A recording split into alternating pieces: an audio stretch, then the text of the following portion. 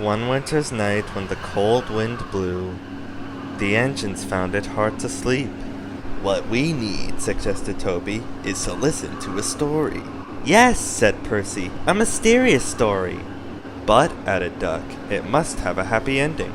"Driver told me a story," said Thomas, so everyone listened. "Once upon a time," began Thomas, "there were 3 little engines who lived in their own little shed on their own little railway. Their names were Duke, Stuart, and Falcon. Duke was the oldest, and was named after His Grace the Duke of Sodor. He was proud of this, and loved to keep the little engines in order.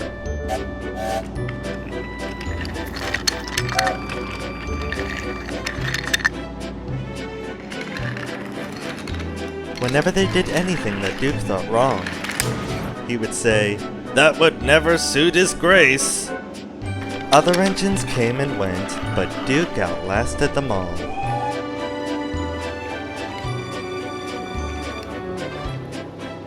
Stuart and Falcon used to call him Grandpuff. They were fond of him, but they got very tired of hearing all about His Grace. All 3 were happy together for many years.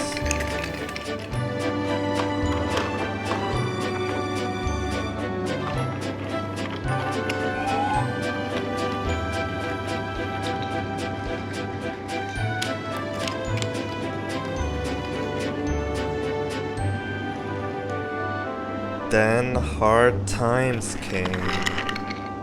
The mines in the hills closed, and the railway was closed too. People came to buy the engines. "We'll take Stuart and Falcon." No one wanted Duke. They thought him too old. "Cheer up, Grandpuff," called Stuart. "We'll find you a nice railway and then you can come and keep us in order."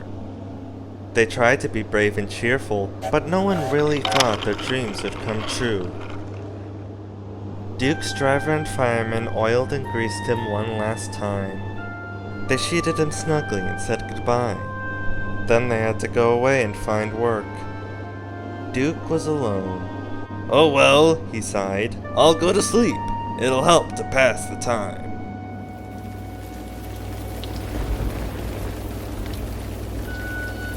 Winter torrents washed soil from the hills.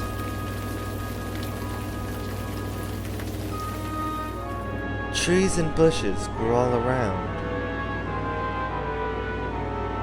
You wouldn't have known a shed was there, let alone a little engine asleep inside.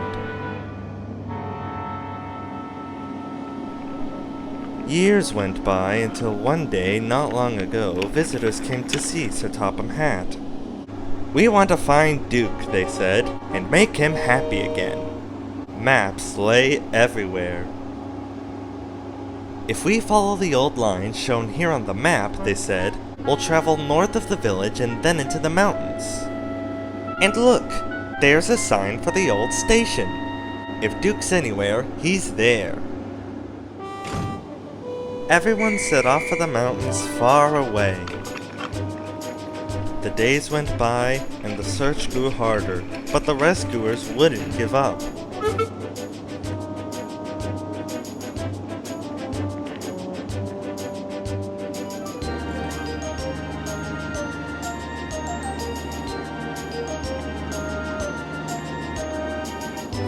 "Let's go this way," they said.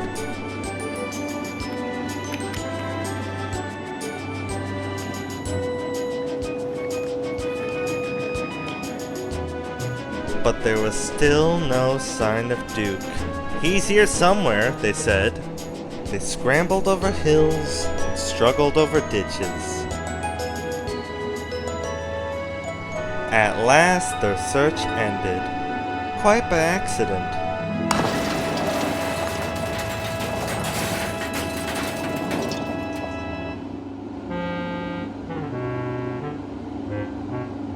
"We found him! We found our Sleeping Beauty!" "Excuse me," inquired Duke, "are you a vandal?" "Driver told me vandals break and smash things." "Bless you, no," laughed the rescuers. "We've dropped in because we couldn't find your door." Falcon and Stuart will be pleased to see you."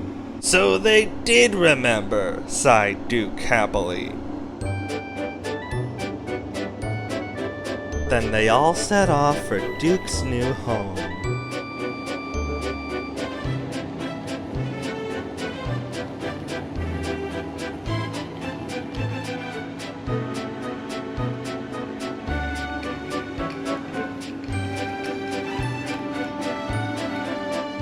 Stuart and Falcon were ready with a big welcome. "He's here," they whispered. "Shh, shh." "You woke me up," grumbled Duke. "In my young day, engines were—" "Seen and not heard, Grandpuff, we know. We'll all be back to work tomorrow. We're glad you've come back. We can keep you in order now." "Keep me in order? Be off with you! Impudent scallywags." But Duke's old eyes twinkled, and for the first time in years he smiled as he dozed in the sun. And that's the story, finished Thomas. Did you like it? "Oh yes," agreed the engines, "especially the happy ending." And soon, they were all asleep too.